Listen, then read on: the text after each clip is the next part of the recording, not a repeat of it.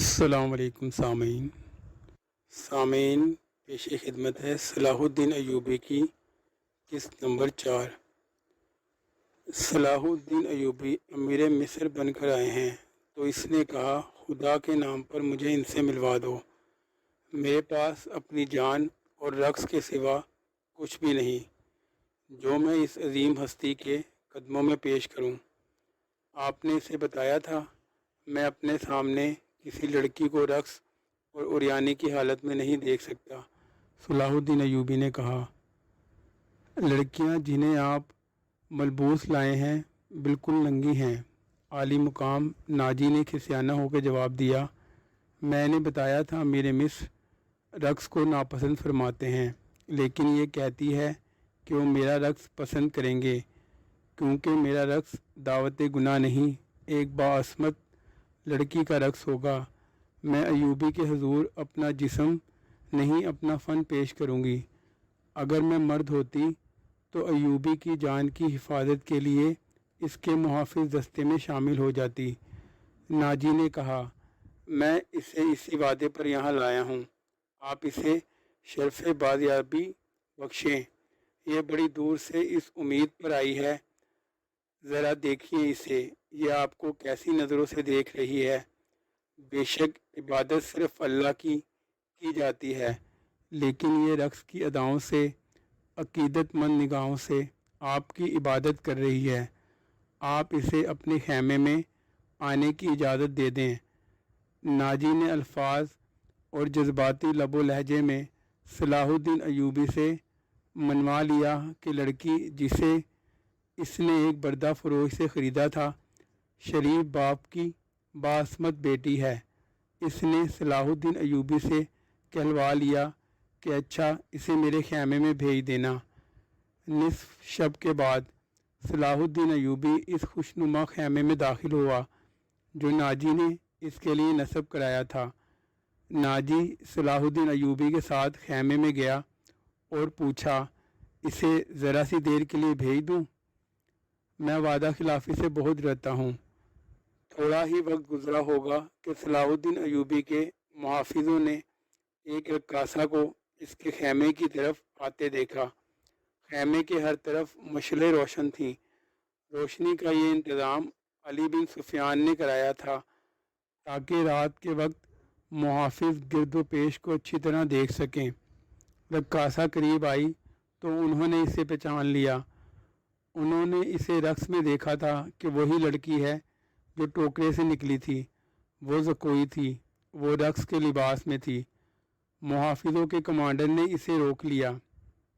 زکوئی نے اسے بتایا، اسے امیر مصر صلاح الدین نے بلایا ہے۔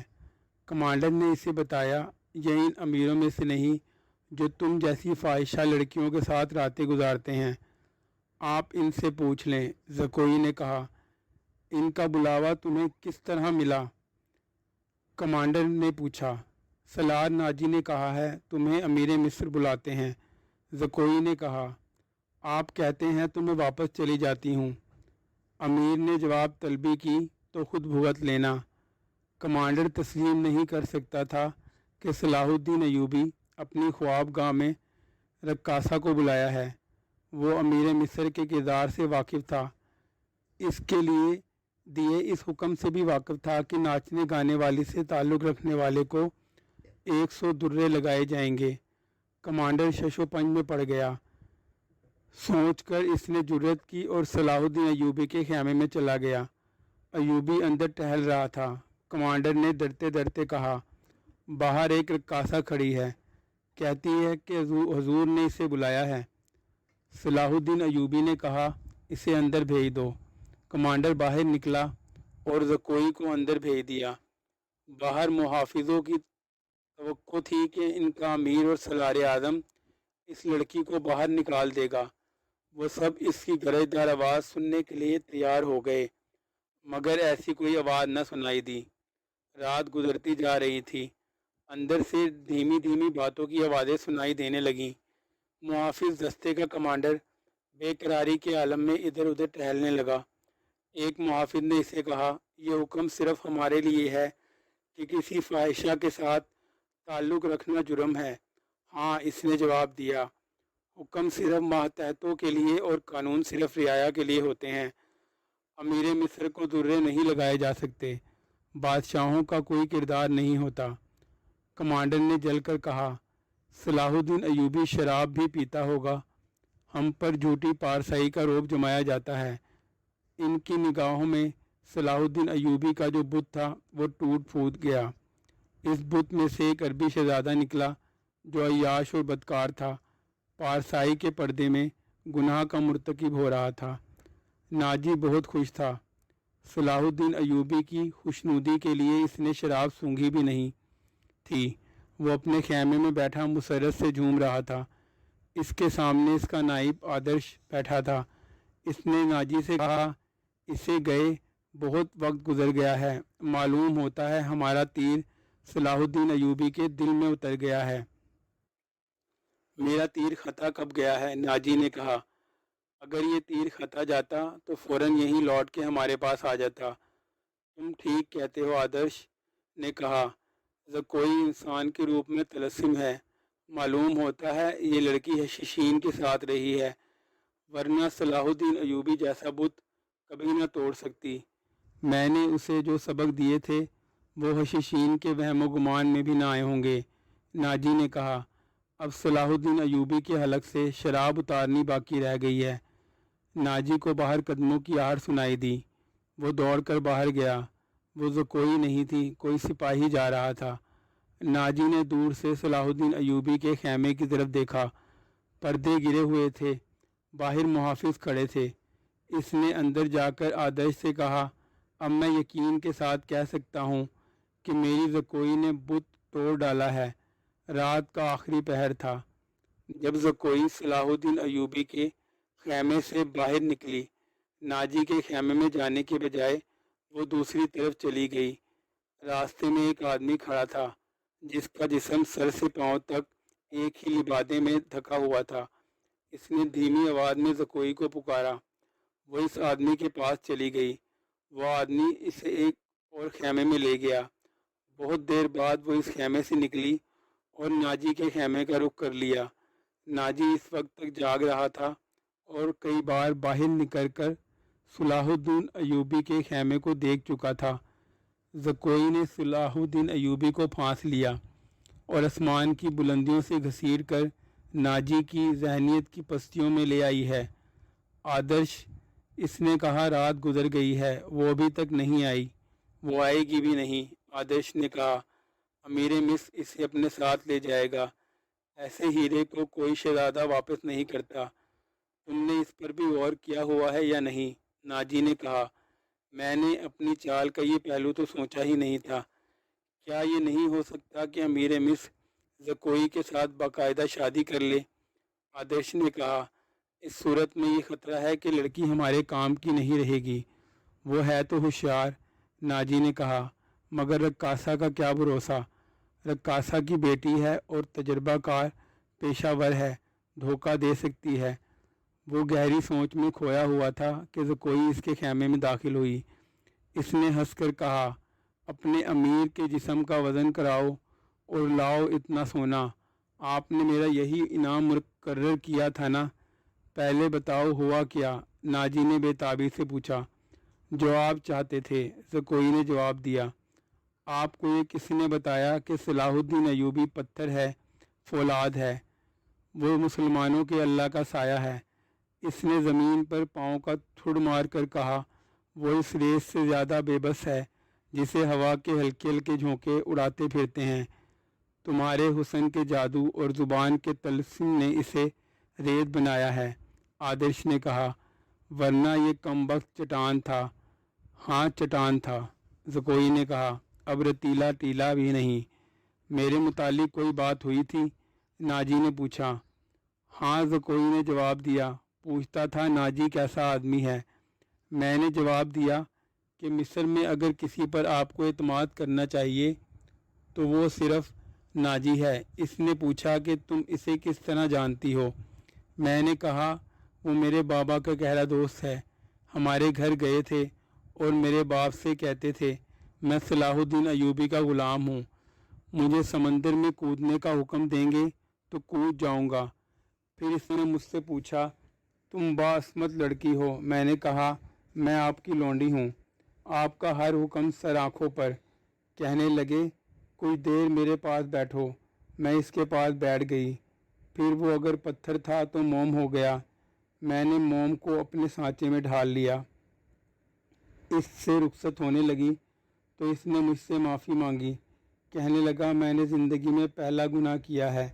میں نے کہا، یہ گناہ نہیں، آپ نے میرے ساتھ دھوکہ نہیں کیا، زبردستی نہیں کی، مجھے بادشاہوں کی طرح حکم دے کر نہیں بلایا، میں خود آئی تھی، پھر بھی آؤں گی۔ لڑکی نے ہر ایک بات اس طرح کھل کر سنائی جس طرح اس کا جسم عریاں تھا۔ ناجی نے جوش مسرت سے اسے اپنے بازوؤں میں لے لیا۔ آدرش زکوئی کو خراج تحسین اور ناجی کو مبارکباد پیش کر کے خیمے سے نکل گیا۔ صحرا کی اس پراسرار رات کی کوکھ سے جس صبح نے جنم لیا وہ کسی بھی صحرائی صبح سے مختلف نہیں تھی، مگر اس صبح کے اجالے نے اپنے سینے میں ایک راز چھپا لیا تھا جس کی قیمت اس سلطنت اسلامیہ جتنی تھی جس کے قیام اور استحکام کا خواب صلاح الدین ایوبی نے دیکھا اور اس کی تعبیر کا عزم لے کر جوان ہوا تھا۔ گزشتہ رات اس صحرا میں جو واقعہ ہوا اس کے دو پہلو تھے۔ ایک پہلو سے صرف ناجی اور آدرش واقعات تھے، دوسرے پہلو سے صلاح الدین ایوبی کا محافظ دستہ واقف تھا، اور صلاح الدین ایوبی اس کا سراغ رساں اور جاسوس علی بن سفیان اور زکوئی تین ایسے افراد تھے جو اس واقعے کے دونوں پہلوؤں سے واقف تھے۔ صلاح الدین ایوبی اور اس کے سٹاف کو ناجی نے نہایت شان و شوکت اور عقیدت مندی سے رخصت کیا۔ سوڈانی فوج دو رویہ کھڑی صلاح الدین ایوبی زندہ باد کے نعرے لگا رہی تھی۔ صلاح الدین ایوبی نے نعروں کے جواب میں بازو لہرانے، مسکرانے اور دیگر تکلفات کی پرواہ نہ کی، ناجی سے ہاتھ ملایا، اپنے گھوڑے کو ایڑ لگا دی۔ اس کے پیچھے اس کے محافظ اور دیگر اسٹاف کو بھی گھوڑے دوڑانے پڑے۔ اپنے مرکزی دفتر پہنچ کر وہ علی بن سفیان اور اپنے ایک نائب کو لے کر اندر گیا اور دروازہ اندر سے بند کر لیا۔ وہ سارا دن کمرے میں بند رہے۔ سورج غروب ہوا، رات تاریک ہو گئی۔ کمرے کے اندر کھانا تو درکنار پانی بھی نہیں گیا۔ رات خاصی گزر چکی تھی جب تینوں باہر نکلے اور اپنے اپنے گھروں کو روانہ ہوئے۔ علی بن سفیان ان سے الگ ہوا تو محافظوں کے کمانڈر نے اسے روک لیا اور کہا، محترم، ہمارا فرض ہے کہ حکم مانیں اور زبانیں بند رکھیں، لیکن میرے دستے میں ایک مایوسی اور بے اطمینانی پیدا ہو گئی ہے، خود میں بھی اس کا شکار ہو رہا ہوں۔ کیسی مایوسی؟ محافظ کہتے ہیں، ایک فوج کو شراب پینے کی اجازت ہے تو ہمیں اس سے کیوں منع کیا گیا ہے؟ کمانڈر نے کہا، اگر آپ میری شکایت کو گستاخی سمجھیں تو سزا دے دیں، لیکن میری شکایت سن لیں۔ ہم اپنے امیر کو خدا کا برگزیدہ انسان سمجھتے تھے، اس پر دل و جان سے فدا تھے، مگر رات اس کے خیمے میں ایک رقاصہ گئی تھی۔ علی بن سفیان نے اس کی بات پوری کرتے ہوئے کہا، تم نے کوئی گستاخی نہیں کی، گناہ امیر کرے یا غلام، سزا میں کوئی فرق نہیں، گناہ ہر حال میں گناہ ہے۔ میں تمہیں یقین دلاتا ہوں، رقاصہ اور امیر مصر کی خفیہ ملاقات کے ساتھ گناہ کا کوئی تعلق نہیں تھا۔ یہ کیا تھا ابھی نہیں بتاؤں گا، آہستہ آہستہ وقت کے ساتھ ساتھ تم سب کو معلوم ہو جائے گا کہ رات کیا ہوا تھا۔ اس نے کمانڈر کے کندھے پر ہاتھ رکھ کر کہا، میری بات غور سے سنو، عامر بن صالح، تم پرانے عسکری ہو، اچھی طرح جانتے ہو کہ فوج اور فوج کے سربراہوں کے کچھ راز ہوتے ہیں جن کی حفاظت ہم سب کا فرض ہے۔ رقاصہ کا امیر مصر کے خیمے میں جانا بھی ایک راز ہے۔ اپنے جان بازوں کو کسی شک میں نہ پڑنے دو اور کسی سے ذکر تک نہ ہو کہ رات کیا ہوا تھا۔ علی بن سفیان کی قابلیت اور کارناموں سے یہ کمانڈر آگاہ تھا، مطمئن ہو گیا اور اس نے اپنے دستے کے شکوک رفع کر دیے۔ اگلے روز صلاح الدین ایوبی دوپہر کا کھانا کھا رہا تھا، اس سے اطلاع دی گئی کہ ناجی ملنے آیا ہے۔ صلاح الدین ایوبی کھانے سے فارغ ہو کر ناجی سے ملا۔ ناجی کا چہرہ بتا رہا تھا کہ گھبرایا ہوا ہے اور غصے میں بھی ہے۔ اس نے ہکلانے کے لہجے میں بولا، قابل صد احترام امیر، کیا یہ حکم آپ نے جاری کیا ہے کہ سوڈانی محافظ فوج کی 50,000 نفری مصر کی فوج میں مدغم کر دی جائے جو حال ہی میں تیار ہوئی ہے؟ ہاں ناجی، صلاح الدین ایوبی نے تحمل سے جواب دیا، میں نے کل سارا دن اور رات کا کچھ حصہ صرف کر کے اور بڑی گہری سوچ و بچار کے بعد یہ فیصلہ تحریر کیا ہے کہ جس فوج کے تم سالار ہو اسے مصر کی فوج میں اس طرح مدغم کر دیا جائے کہ ہر دستے میں سوڈانیوں کی نفری صرف 10% ہو، اور تمہیں یہ حکم بھی مل چکا ہوگا، تم اب فوج کے سالار نہیں ہوگے، تم فوج کے مرکزی دفتر میں آ جاؤ گے۔ عالی مقام ناجی نے کہا، مجھے کس جرم کی سزا دی جا رہی ہے؟ اگر تمہیں یہ فیصلہ پسند نہیں تو فوج سے الگ ہو جاؤ۔ صلاح الدین ایوبی نے کہا، معلوم ہوتا ہے میرے خلاف سازش کی گئی ہے۔ ناجی نے کہا، آپ کے بلند دماغ اور گہری نظر کو چھان بین کر لینی چاہیے، مرکز میں میرے بہت سے دشمن ہیں۔ میرے دوست صلاح الدین ایوبی نے کہا، میں نے یہ فیصلہ صرف اسی لیے کیا ہے کہ میری انتظامیہ اور فوج سے سازشوں کا خطرہ ہمیشہ کے لیے نکل جائے، اور میں نے فیصلہ اس لیے کیا ہے کہ فوج میں کسی کا عہدہ کتنا ہی اونچا کیوں نہ ہو اور کوئی کتنا ہی ادنا کیوں نہ ہو، وہ شراب نہ پیے، ہلڑ بازی نہ کرے اور فوجی جشنوں میں ناچ گانا نہ ہو۔ لیکن عالی جاں، ناجی نے کہا، میں نے حضور سے اجازت لے لی تھی، اور میں نے شراب اور ناچ گانے کی اجازت صرف اس لیے دی تھی کہ اس فوج کو اس کی اصلی حالت میں دیکھ سکوں جسے تم ملت اسلامیہ کی فوج کہتے ہو۔ میں 50,000 نفری کو برطرف نہیں کر سکتا، مصری فوج میں اسے مدغم کر کے اس کے کردار کو سدھاروں گا۔ اور یہ بھی سن لو کہ ہم کوئی مصری، سوڈانی، شامی اور اجمی نہیں ہیں، ہم مسلمان ہیں، ہمارا جھنڈا ایک اور مذہب ایک ہے۔ امیر عالی مرتبت نے یہ تو سوچا ہوتا کہ میری حیثیت کیا رہ جائے گی جس کے تم اہل ہو۔ صلاح الدین ایوبی نے کہا، اپنے ماضی پر خود ہی نگاہ ڈالو، ضروری نہیں کہ اپنی کارستانیوں کی داستان مجھ سے سنو، فوراً کاغذات تیار کر کے میرے نائب کے حوالے کر دو، 7 دن کے اندر اندر میرے حکم کی تعمیل مکمل ہو جائے۔ ناجی نے کچھ کہنا چاہا لیکن صلاح الدین ایوبی ملاقات کے کمرے سے نکل گیا۔ ناجی بے حد غصے کے عالم میں اپنے کمرے میں ٹہل رہا تھا۔ زکوئی اسے ٹھنڈا کرنے کی بہت کوشش کر چکی تھی لیکن اس کا غصہ بڑھتا جا رہا تھا۔ آپ مجھے اس کے پاس جانے دیں، زکوئی نے چوتھی بار کہا، میں اسے شیشے میں اتار لوں گی۔ بیکار ہے، ناجی نے گرج کر کہا، وہ کمبخت حکم نامہ جاری کر چکا ہے جس پر عمل بھی شروع ہو چکا ہے، مجھے اس نے کہیں کا نہیں رہنے دیا، اس پر تمہارا جادو نہیں چل سکا۔ مجھے معلوم ہے کہ میرے خلاف یہ سازش کرنے والے لوگ کون ہیں، وہ میری ابھرتی ہوئی حیثیت سے حسد کرتے ہیں۔ میں امیر مصر بننے والا تھا، میں نے یہاں کے حکمرانوں پر حکومت کی ہے، حالانکہ میں معمولی سالار تھا، اب میں سالار بھی نہیں رہا۔ اس نے دربان کو اندر بلا کر کہا کہ آدرش کو بلا لائے۔ اس کا ہمراز اور نائب آدرش آیا تو ناجی نے اس کے ساتھ بھی اسی موضوع پر بات کی، اسے وہ کوئی نئی خبر نہیں سنا رہا تھا۔ آدرش کے ساتھ وہ صلاح الدین ایوبی کے نئے حکم نامے پر تفصیلی تبادلہ خیالات کر چکا، مگر دونوں اس کے خلاف کوئی کارروائی سوچ نہیں سکے تھے۔ اب اس کے دماغ میں کارروائی آ گئی۔ اس نے آدرش سے کہا، میں نے جوابی کارروائی سوچ لی ہے۔ کیا بغاوت؟ ناجی نے کہا، اور آدرش چپ چاپ اسے دیکھتا رہا۔ ناجی نے کہا، تم حیران ہو گئے، کیا تمہیں شک ہے کہ یہ 50,000 سوڈانی فوج ہماری وفادار نہیں؟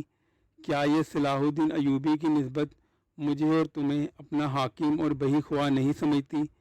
کیا تم اپنی فوج کو یہ کہہ کر بغاوت پر آمادہ نہیں کر سکتے کہ تمہیں مصریوں کا غلام بنایا جا رہا ہے اور مصر تمہارا ہے؟ آدرش نے گہری سانس لے کر کہا، میں نے اس اقدام پر غور نہیں کیا تھا۔ بغاوت کا انتظام؟ کیا تم اپنی فوج کو یہ کہہ کا انتظام ایک اشارے پر ہو سکتا ہے، لیکن مصر کی نئی فوج بغاوت کو دبا سکتی ہے، اس فوج کو کمک بھی مل سکتی ہے۔ حکومت سے ٹکر لینے سے پہلے ہمیں ہر پہلو پر غور کر لینا چاہیے۔ میں غور کر چکا ہوں، ناجی نے جواب دیا۔ میں عیسائی بادشاہوں کو مدد کے لیے بلا رہا ہوں۔ تم 2 پیغمبر تیار کرو، انہیں بہت دور جانا ہے۔ آؤ میری باتیں غور سے سن لو۔ زکوئی تم اپنے کمرے میں چلی جاؤ۔ زکوئی اپنے کمرے میں چلی گئی اور وہ دونوں ساری رات اپنے کمرے میں بیٹھے رہے۔ صلاح الدین ایوبی نے دونوں فوجوں کو مدغم کرنے کا وقت 7 روز مقرر کیا تھا۔ کاغذی کارروائی ہوتی رہی۔ ناجی پوری طرح تعاون کرتا رہا۔ 4 روز گزر چکے تھے۔ اس دوران ناجی نے ایک بار پھر صلاح الدین ایوبی سے ملا، لیکن اس نے کوئی شکایت نہ کی۔ تفصیلی رپورٹ دے کر صلاح الدین ایوبی کو مطمئن کر دیا کہ 7ویں روز دونوں فوجیں ایک ہو جائیں گی۔ صلاح الدین بن ایوبی کے نائبین بھی اس یقین دلایا کہ ناجی دیانتداری سے تعاون کر رہا ہے، مگر علی بن سفیان کی رپورٹ کسی حد تک پریشان کن تھی۔ اس کی انٹیلیجنس سروس نے رپورٹ دی تھی کہ سوڈانی فوج کے سپاہیوں میں بے اطمینانی اور ابتری پائی جاتی ہے۔ وہ مصری فوج میں مدغم ہونے پر خوش نہیں۔ ان کے درمیان یہ افواہیں پھیلائی جا رہی تھیں کہ مصری فوج میں مدغم ہو کر ان کی حیثیت غلاموں کی سی ہو جائے گی، انہیں مال غنیمت بھی نہیں ملے گا اور ان سے بار برداری کا کام لیا جائے گا، اور سب سے بڑی بات یہ ہے انہیں شراب نوشی کی اجازت نہیں ہوگی۔ علی بن سفیان نے یہ رپورٹیں صلاح الدین ایوبی تک پہنچا دیں۔ ایوبی نے کہا، یہ لوگ طویل مدت سے عیش کر رہے ہیں، انہیں نئی تبدیلی یقیناً پسند نہیں آئے گی۔ مجھے امید ہے وہ نئے حالات اور ماحول کے عادی ہو جائیں گے۔ اس لڑکی سے ملاقات ہوئی یا نہیں؟ صلاح الدین ایوبی نے پوچھا۔ نہیں، علی نے جواب دیا، اس سے ملاقات ممکن نظر نہیں آتی۔ میرے آدمی ناکام ہو چکے ہیں، ناجی نے اسے قید کر رکھا ہے۔ اس سے اگلی رات کا واقعہ ہے۔ رات ابھی تاریک ہوئی تھی۔ زکوئی اپنے کمرے میں تھی۔ ناجی آدرش کے ساتھ اپنے کمرے میں تھا۔ اسے گھوڑوں کے ٹاپوں کی آوازیں سنائی دیں۔ اس نے پردہ ہٹا کر دیکھا۔ باہر کے چراغ کی روشنی میں اسے 2 گھڑ سوار گھوڑوں سے اترتے دکھائی دیے۔ لباس سے وہ تاجر معلوم ہوتے تھے، لیکن وہ گھوڑوں سے اتر کر ناجی کے کمرے کی طرف چلے تو ان کی چال بتاتی تھی کہ یہ تاجر نہیں۔ اتنے میں آدرش باہر نکلا۔ دونوں سوار اسے دیکھ کر رک گئے اور آدرش کو سپاہیوں کے انداز سے سلام کیا۔ آدرش نے ان کے گرد گھوم کر ان کے لباس کا جائزہ لیا، پھر انہیں کہا کہ ہتھیار دکھاؤ۔ دونوں نے پھرتی سے چوگے کھولے اور ہتھیار دکھائے۔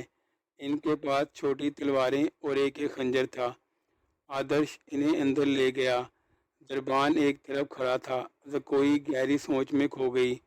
وہ کمرے سے نکلی اور ناجی کے کمرے کا رخ کیا، مگر دربان نے اسے دروازے پر روک لیا اور کہا، اسے حکم ملا ہے کہ کسی کو اندر نہ جانے دوں۔ دربان کے روکنے سے وہ سمجھ گئی کہ کوئی خاص بات ہے۔ اسے یاد آیا کہ 2 راتیں پہلے ناجی نے اس کی موجودگی میں آدرش سے کہا تھا، میں عیسائی بادشاہوں کو مدد کے لیے بلا رہا ہوں، تم 2 پیغمبر تیار کرو، انہیں بہت دور جانا ہے۔ اور پھر اس نے زکوئی کو اپنے کمرے میں چلے جانے کو کہا تھا۔ اس نے بغاوت کی باتیں بھی کی تھیں۔ یہ سب کچھ سوچ کر وہ اپنے کمرے میں واپس چلی گئی۔ اس کے اور ناجی کے خاص کمرے کے درمیان ایک دروازہ تھا جو دوسری طرف سے بند تھا۔ اس نے دروازے کے ساتھ کان لگائے۔ ادھر کی آوازیں دھیمی تھیں، اس سے کوئی بات سمجھ نہیں آئی۔ کچھ دیر بعد اسے ناجی کی بڑی صاف آواز سنائی دی۔ اس نے کہا، آبادیوں سے دور رہنا، اگر کوئی شک میں پکڑنے کی کوشش کرے تو سب سے پہلے یہ پیغام غائب کرنا، جان پر کھیل جانا، جو بھی راستے میں حائل ہو اسے ختم کر دینا۔ تمہارا سفر 4 دنوں کا ہے، 3 دنوں میں پہنچنے کی کوشش کرنا۔ سمت یاد کر لو، شمال مشرق۔ دونوں آدمی باہر نکلے۔ زکوئی بھی باہر آ گئی۔ اس نے دیکھا وہ دونوں گھوڑوں پر سوار ہو رہے تھے۔ ناجی اور آدرش بھی باہر کھڑے تھے۔ سواروں کو الوداع کہنے نکلے ہوں گے۔ سوار بہت تیزی سے روانہ ہو گئے۔ ناجی نے زکوئی کو دیکھا تو اسے بلا کر کہا، میں باہر جا رہا ہوں، کام بہت ہے، تم اب آرام کرو، اگر اکیلے دل نہ لگے تو حرم میں گھوم پھر آنا۔ ہاں، زکوئی نے کہا، جب سے آئی ہوں باہر نہیں نکلی، ناجی اور آدرش چلے گئے۔ زکوئی نے چوگا پہنا، کمر بند میں خنجر رکھا اور حرم کی طرف چل پڑی۔ وہ جگہ چند سو گز دور تھی۔ وہ ناجی پر یہ ظاہر کرنا چاہتی تھی کہ وہ حرم میں گئی تھی۔ دربان کو بھی اس نے یہی بتایا۔ حرم میں داخل ہوئی تو وہاں کی رہنے والیوں نے اسے حیران ہو کے دیکھا اور پہلے اس کا استقبال احترام اور پیار سے کیا۔ ان دو لڑکیوں نے بھی اسے خوش آمدید کہا جو اسے قتل کرانا چاہتی تھیں۔ کیونکہ زکوئی کے آنے سے اب ان کی کوئی اہمیت نہیں رہی تھی۔ زکوئی سب سے ملی، ہر ایک کے ساتھ باتیں کیں اور واپس چل پڑی۔ وہ خراٹ ملازمہ بھی وہیں تھی جسے اس کے قتل کے لیے کہا گیا تھا۔ اس نے زکوئی کو بڑے غور سے دیکھا۔ زکوئی باہر نکل گئی۔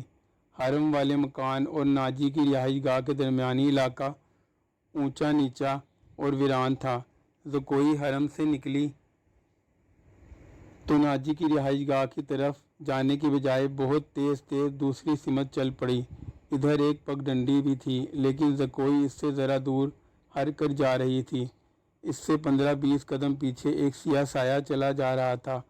وہ کوئی انسان ہو سکتا تھا، مگر سر سے پاؤں تک ایک لبادے میں لپٹا ہونے کی وجہ سے سیاہ بھوت لگتا تھا۔ زکوئی کی رفتار تیز ہوئی تو اس بھوت نے بھی اپنی رفتار اس سے بھی تیز کر دی۔ آگے گھنی جھاڑیاں تھیں، زکوئی ان میں رپوش ہو گئی۔ سیاہ بھوت بھی جھاڑیوں میں غائب ہو گیا۔ وہاں سے کوئی 300 گز آگے صلاح الدین ایوبی کی رہائش گاہ تھی، جس کے ارد گرد اس کے اعلیٰ رتبوں کے افراد رہتے تھے۔ زکوئی کا رخ ادھر ہی تھا۔ وہ گھنی جھاڑیوں سے نکلی ہی تھی کہ بائیں طرف سے سیاہ بھوت اٹھا۔ چاندنی بڑی صاف تھی، پھر بھی اس کا چہرہ نظر نہیں آتا تھا۔ اس کے پاؤں کی آہٹ بھی نہیں تھی۔ بھوت کا ہاتھ اوپر اٹھا، چاندنی میں خنجر چمکا اور بجلی کی سی تیزی سے خنجر زکوئی کے بائیں کندھے اور گردن کے درمیان اتر گیا۔ زکوئی کی چیخ نہیں نکلی، خنجر اس کے کندھے سے نکل گیا۔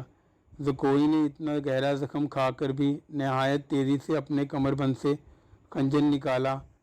بھوت نے اس پر دوسرا وار کیا تو زکوئی نے اس کے خنجر والے بازو کو اپنے بازو سے روک کر اپنا خنجر بھوت کے سینے میں گھونپ دیا۔ اسے چیخ سنائی دی جو کسی عورت کی تھی۔ زکوئی نے اپنا خنجر کھینچ کر دوسرا وار کیا جو بھوت کے پیٹ میں اتر گیا۔